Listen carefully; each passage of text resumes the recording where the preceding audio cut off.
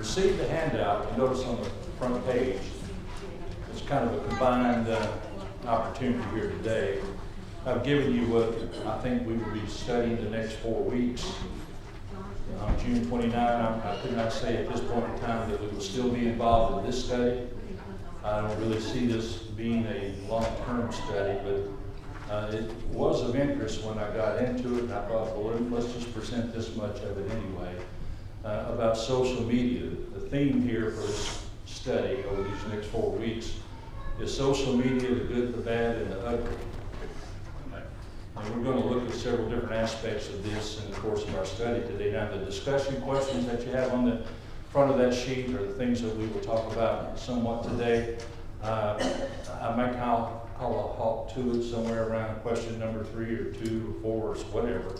I just need to see how the time goes, because what we're going to be involved in doing is looking at the challenge of just trying to get sort of an overview of the enormity of this problem, of this whole system thing. The study that was done in 2022 represents about 4.9 billion people. At that moment in time, in 2022, the population of the earth was about 7.91 billion people. So how many people are involved in social media? About half of the world's population at that time. Now, you might recall what happened in 2021, 2022, and a little bit of 2023. COVID. And what happened during COVID? Everything kind of shut down majorly, didn't it?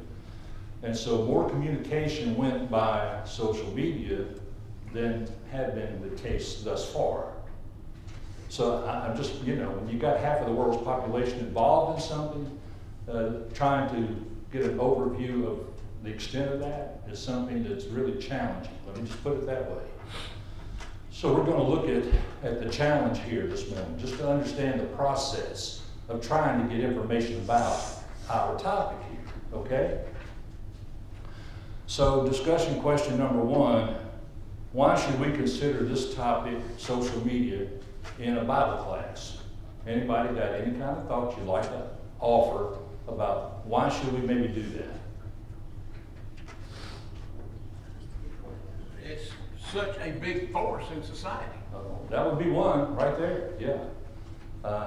And there'd be some other reasons too. Even if you're not involved in social media, do you know anybody that is?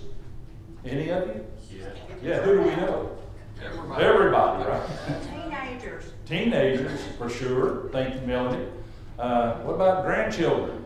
Boy, Oh yeah, sure. And listen, when texting came out, I was not going to text. Okay? Do I today? Yeah, why? I got no choice, right? My grandkids text. Think I'm going to miss that? But as you know, texting is a prime way of communicating today. Kind of used to be it was just the phone, for social media, people that you don't see every day. Now it's much, much more. And so, yeah, there's a reason for all this. And what we're trying to do is somehow get some insight into that half of the world's population. Now that was back in 2022. I don't know what the world's population is now. But it certainly has increased, and so has social media usage increased since then. So the facts I'm giving you today are all related to 2022. You just add in whatever you think the right number is to keep on, for the last 3 or 4 years. But at that time, one conclusion out of this study, and I'm going to show you how difficult it was to get this information, but one of the conclusions was that, the average time that individuals spent using the internet was about 6 hours and 58 minutes per day, with an average of use of social media platforms of 2 hours and 27 minutes. Internet time, almost an hour. Social media time, how long? 2 hours and 27 minutes. So you see what was happening? Social media has become a way, and maybe the predominant way at this time. So I'm going to ask you, do you do social media? No. We've got one no. Anybody else want to go with a no answer? No. No? Okay. If I ask everybody to raise their hand that does any form of social media, would you raise your hand? Yeah, there we go. Wow. There we go. Now, you don't have to look frown. But you won't be there on social media. All right? So what is social media? We're looking to strive here for a definition. What is it? How would you characterize it? Don't know. You mean we're using something and doing something we don't know what it is? A way to connect to people that you don't see every day. A way to connect with people really across the world, right? Do you suppose that there are people across the world that are connecting with your grandchildren, Yes. whether your grandchildren want to or not? And whether you want to or not. And I'm not saying that that's all bad or anything. There is good, okay? And in fact, what we're going to do next week, after we get finished with this, next week, your challenge is to cite all of the positive uses of social media that you can think of. So we're not going to do that today.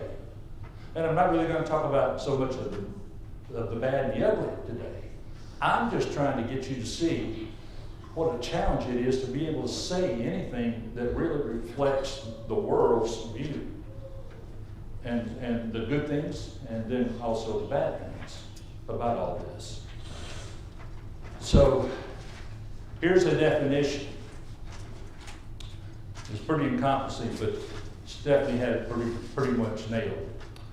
Social media generally refers to third-party internet-based platforms that mainly focus on social interaction, community-based inputs, and content sharing among that community of users, and only feature content created by their users, and not that which might be licensed from a third party. In other words, it's between you and them, not necessarily a third party.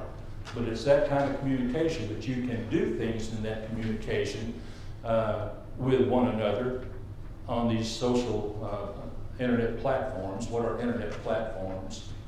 Facebook, Instagram, those are platforms. Twitter, that's a platform. That's whichever group you are signed up with so you can do social media and texting. That's a platform. So this isn't a study about what the platforms are doing. It's what they're allowing you to do. And so you can design content, and you can, among the community of users, you can have reference to it. You can create an ad for yourself and send it out there. You can do some other things like that. So, definition-wise, all right, does the Bible speak to this as far as you know?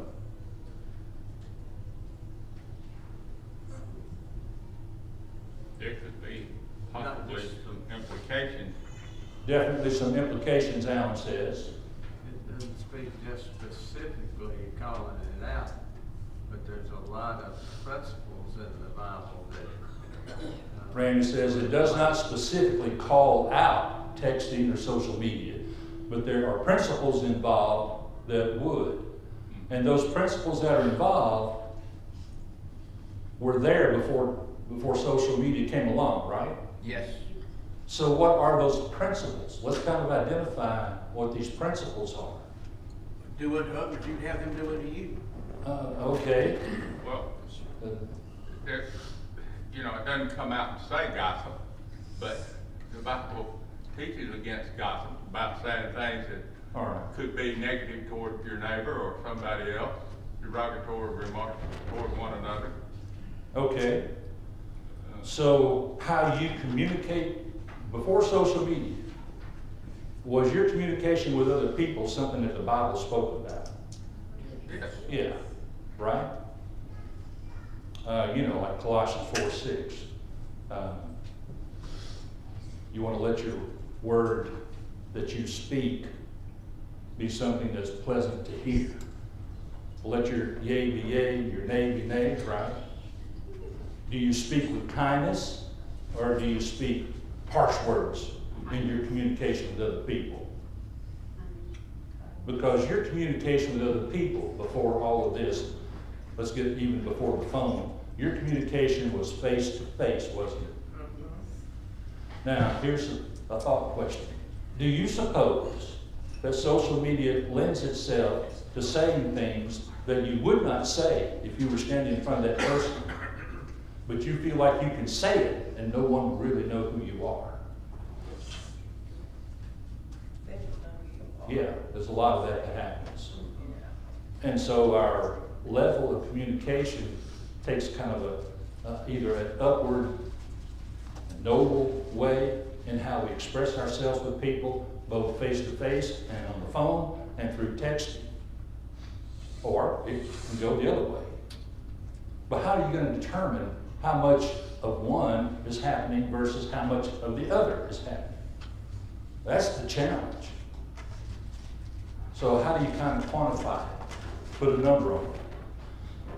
Well, like I say, that is the challenge, you know.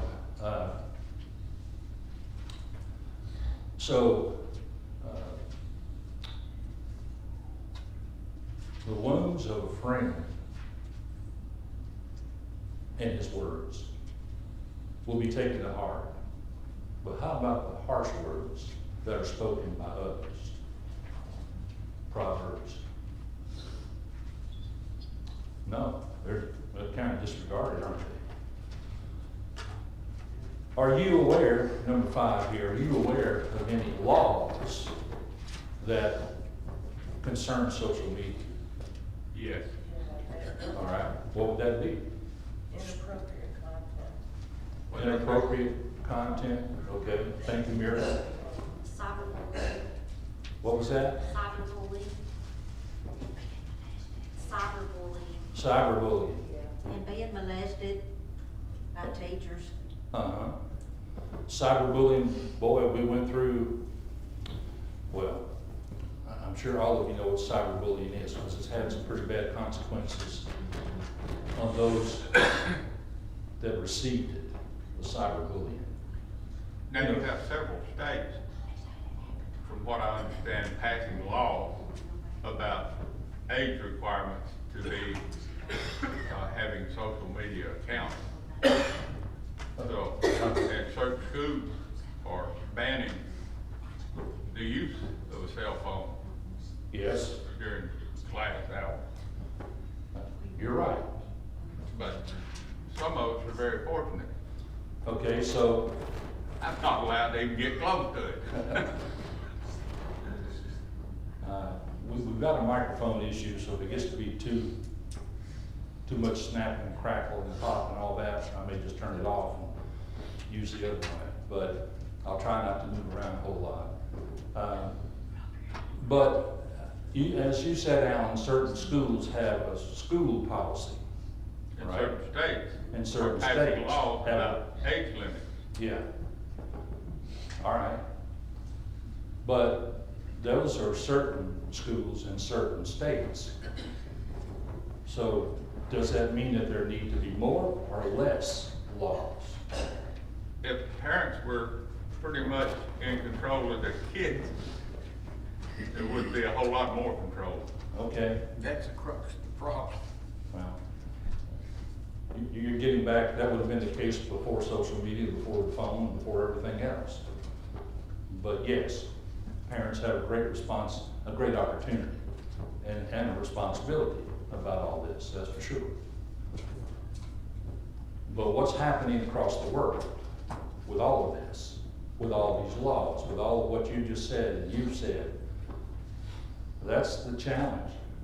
And, you know, governments are trying to figure out ways to protect accounts, users of that kind of stuff, because some people are letting trade secrets and Uh-huh. technology information escape by hackers and other people that are listening that shouldn't be listening. All right. So governments are getting involved. If you take that microphone receiver and put it on the stand, it's when you move, it's jiggling the cord. I think. Okay.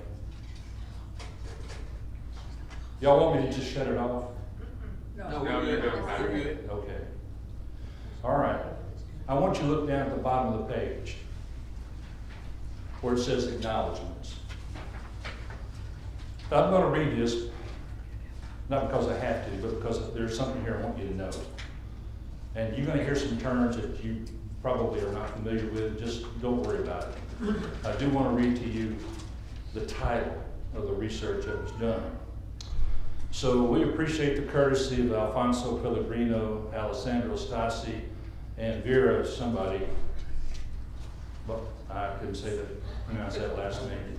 The authors, for their permission under the Creative Commons Attribution License to reproduce selected parts of their original article and study called, or titled, Research Trends in Social Media Addiction and Problematic Social Media Use, a bibliometric analysis, which was published by the National Institutes of Health. Additionally, we thank this other organization, PubMed Central, for allowing access to the above named work and their free full text archive. You can read the rest of that. That's a pretty ambitious title. That's a pretty ambitious study that somebody's studious kind of folks undertook in order to research trends in social media with respect to addiction and problematic behavior. Addiction is one thing. Problematic behavior can be even something like trade secrets being passed along that you just talked about a moment ago. It's just a wide range of problematic behaviors that could be involved. Are they? How do we do the research? How do you get an answer? I mean, anybody could just say, well, yeah, I've heard enough, so it's a problem. Okay, well, how big a problem? Well, why should I worry about how big the problem is? Well, there are other reasons for that. And it can affect others. You would think what I do would have the most secure computer systems in the world. Not so.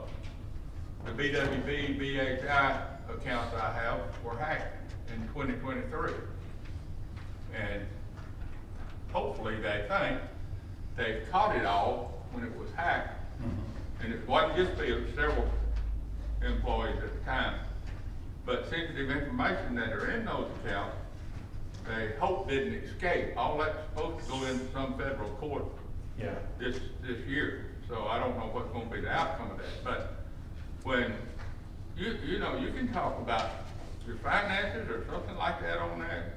You can leave a bank account somewhere. That's another thing. They won't allow me to buy online either. Well, that's just the way it is. So let's turn to page 2. It's on the back side of your first sheet. This is just an effort to understand how we got to the point where there is some study information that we can use that does show trends, something that's meaningful and significant. And so that you're not just kind of saying, I just don't like social media, and that's the end of the story. No, it's not the end of the story. So what you have here are 2 different charts. The intent is to show how many publications were being used. Not how many articles, but how many different kinds of publications. Now, you need to know this, and you don't have this written down for you. I'm just going to tell you about it. The Scopus database is a widely used base that contains the most comprehensive view of the world's research outputs, not just in social media. Any research being done, the Scopus data set is the one that contains the most comprehensive view of all of that kind of research. any research. How do you find what you want to know about them? Well, you use keywords like social media addiction or problematic social behavior. And you're searching all of these journals, professional articles, even some things that would be called white papers, and some that are going to wind up being dissertations, which will lead to a publication somewhere. Any kind of professional designations that are produced, they're collected together in this Scopus database, and you're searching through all of that, and you're not searching for it just in the United States. This is a worldwide approach, okay? So by the use of these particular keywords and modifiers, they're able to extract, not the article itself yet, but they're able to extract the publication title and so forth, when it was done, how they can find it, okay? And when they do that, they came up with, I think originally it was about 553 different publications, okay? But they filtered it down by use of other search criteria, like the keywords that they're using. And in doing that, they wind up with about 501 documents, all from journal articles that relate to this subject, okay? Now what you're looking at the bottom of that first graph, figure 2, are the years. In 2013, there was 1 publication. 2014, there were 2. And you keep seeing, year by year, the number of publications that are now collecting this information are going up and up and up. And when you get to 2019, and so you're really at the end of, you're really headed toward 2020, 21, 2022, COVID, you see how the graph goes up and reached a peak in 2021 of 195 different publications. These are different journals collecting multitudes of, each journal collecting multitudes of articles that are filtered into it about this topic, these trends.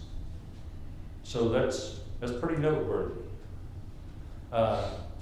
It's interesting that the United States, the United Kingdom, and Turkey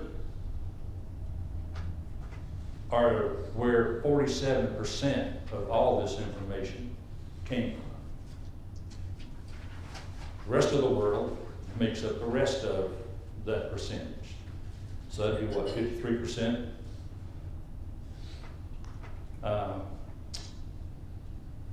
So who is using, with regard to these particular topics, social media the most? Looks like the United States. Yeah, but what age group? What age group of people would be using social media the most? Anybody want to guess? Young folks. Young folks, what? 15-year-olds. 15-year-olds, anybody want to guess? I would say people under, mostly people under 30, and then there's a lot of older people now that have begun using Facebook to keep up with their grandkids. So I mean, I would say maybe there's kind of a little bit of a dip between 30 and 60.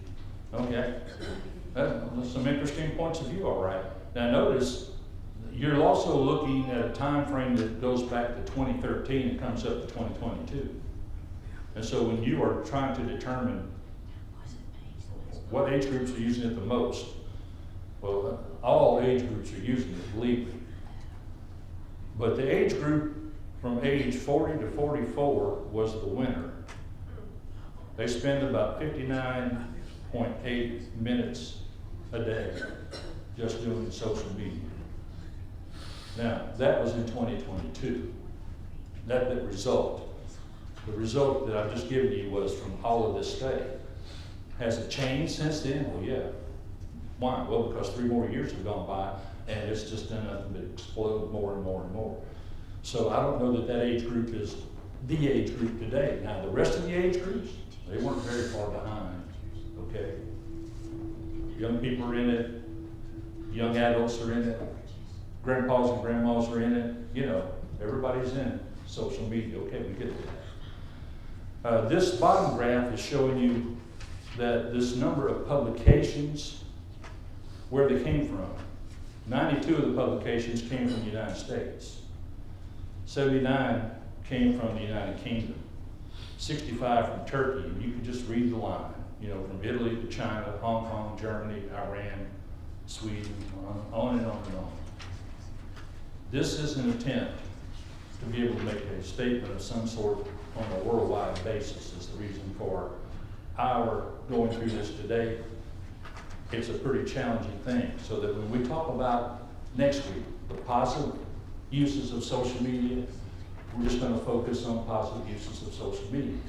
When we talk about the bad uses of social media, that's what we'll talk about. But today, it's just to try to understand the enormity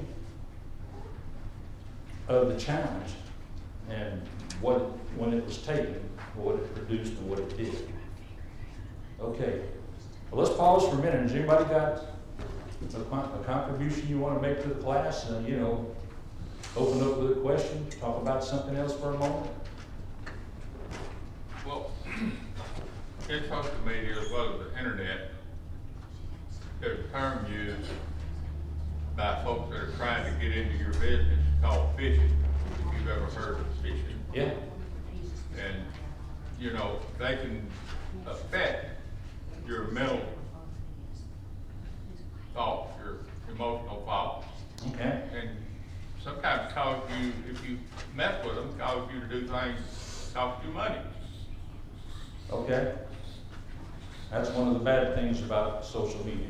Yeah, and it would, you know, I won't say, it's probably a likelihood that a lot of folks, families have been uprooted by some of that stuff. Again, you're focusing on the bad things about social media. That's all right. But we'll take on those kind of conversations in a couple of days, a couple of class periods.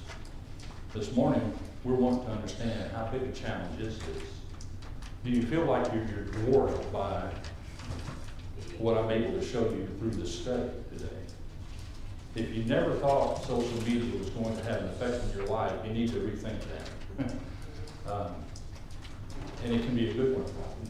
It can be a positive one. And most, well, we'll talk about that next week. On page 3 of your handout, you see these two colorful graphs that are presented here. If you look at figure 4, there's a little text box up there to the left of it, at the top left. Social media effects on well-being and cyber psychology. So all the social media content that they were able to survey, understand that does not mean that they read all the articles and they're reporting some kind of final finding to you about it. No. What they did was find where all the articles are that will relate to this. Okay? So about half of it, all those that are in red, were articles that were written that will deal with the effect of cyber psychology and social media effects on your well-being. Whether it's good or whether it's bad, that's not been decided. It's just that they reflect on this. The rest, which is in the green, are articles that related to mental health and digital media addiction. And you can see where it says there were 95 authors for that. And on the other side, the red one, there were 202 authors. So 95 authors that they have come across that deal with these specific issues of digital media addiction. You know, when you do research, this would be called understanding the domain of information that's out there, understanding the field itself, the entire field, the literature that's been produced. And that's what this effort is to understand how much literature has been produced and how we can kind of get our hands on it to the point where we can then make some meaningful statements about it. Graph number 5, figure 5, rather, is a different kind of graph altogether. What they're looking for here is to find out how many times that an author that wrote on this topic, that when you look at the list of articles that was written by this author, that there is also another author that you have run across that seems to crop up fairly often in what this man writes or this person writes. So in a sense, it's like a co-occurrence of authors. And they're looking to see if is there a cluster of people that will write on this same topic, and how many clusters are there, and so on. So that bottom graph is just showing you, well, with relation to the effects on mental, on well-being and social media and cyber psychology, there's quite a few. And you can see that there's actually a name, social media addiction, in the middle of that red one there. And what you're going to find are different topics where they found co-authors. And then the same thing is true for that which is in the green. This is just so that you can now have like a list of the literature in the field, so you can now go out and do research on, like, following up studies and things of that nature about all of this. Okay? Bill, Yes, Chris. give me just a moment and let me tell you and everybody else. I know everybody in here has probably heard the term artificial intelligence. Oh, yeah. AI. AI is going to change the way everybody in here interacts with the world. It's already doing it. Yes. You're talking about social media, and if you post something on Facebook, I'm just picking on Facebook, it could be, it's not Twitter anymore, it's X, but it could be whatever. We sometimes think, well, that's private. If I post something on Facebook and I intend the people in this congregation to see it, we tend to think that that's more or less private, that only the people in this congregation know. All of this, everything you ever post is being collected by AI groups. And it's being assimilated, and AI is going to change the way schools teach. It's going to change the way we think about education. Let me give you 2 examples. Teachers nowadays, instead of writing a lesson plan for a class on your own, you go to an AI bot and you type in the title of what you intend to teach, and you type in the age group. You can type in resources you would like to use, and that AI system gives you the lesson plan. You don't have to think through it. But what's even more disturbing is that schools are beginning to use AI to teach writing. So if little Susie is assigned a book report, let's say on whatever, The Wizard of Oz. Little Susie goes home, gets her computer, goes to an AI website, types in Wizard of Oz, types in whatever the grade level. The AI develops not only the outline, but it writes the paper for her. Schools are now beginning to accept that as the students work. As the students work. Honestly, schools are beginning to not only accept that, but to push that. Now, how does this work? Everybody's chat, everybody's social media posts are being combined together and giant servers. And if I want a book report on The Wizard of Oz, it goes to all of these chats, all of these things that have been posted, and it uses all of that to generate that book report. So our children are going to be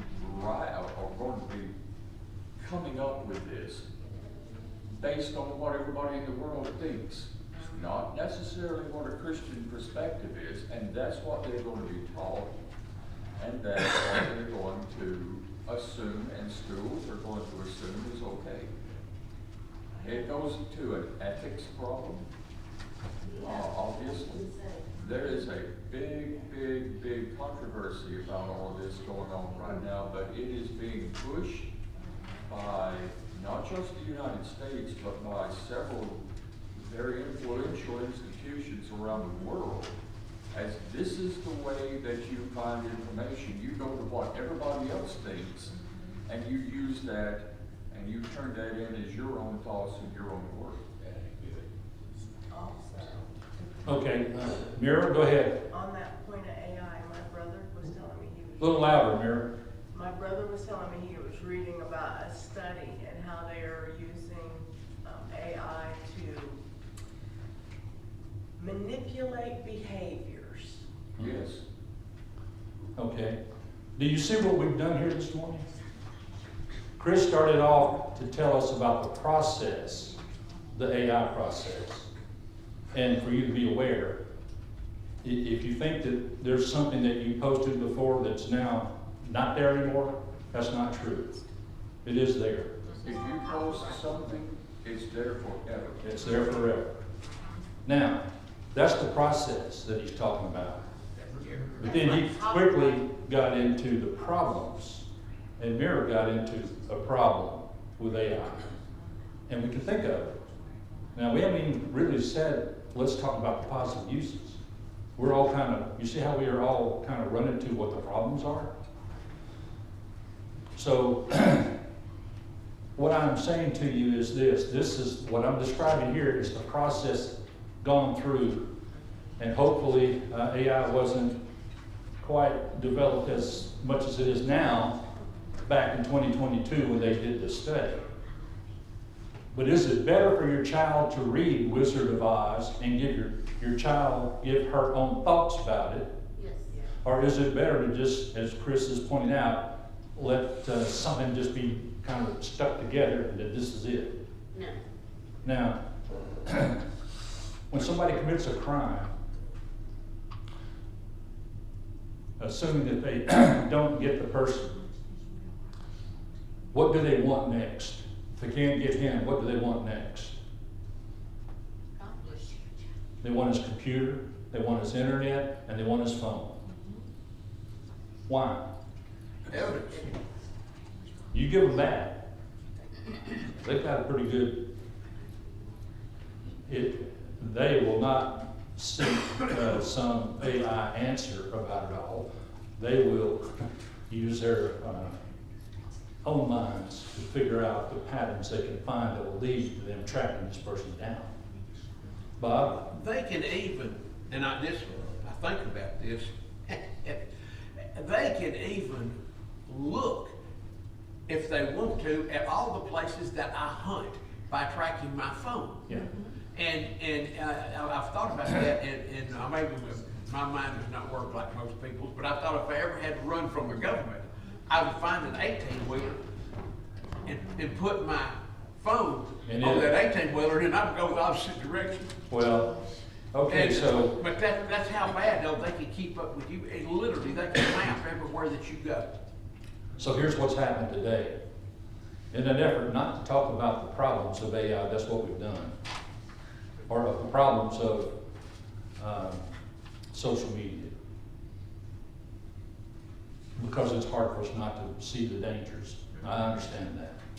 But do keep in mind this process that these three authors went through to collect information and point people to where you can find the information that deals with this specifics, this specific, and this specific. That's my goal this morning. to help you understand that the world itself is recognizing they've got to do this. Now, the rest of this is easy. Page 3, you put in a search word or a keyword. Here are the terms that they put in to search all of these publications and find what authors have dealt with these. Okay? The last 2 pages, have you ever noticed that when people text, they don't write real words? Really? It's LOL, or it's DM, or it's something else, you know, and then a few words. And I don't know what all those things mean. So this is a list of them. This is not a comprehensive list. This is just one that considered every marketer must know these terms. Now, marketers are people that are looking to make money off commercial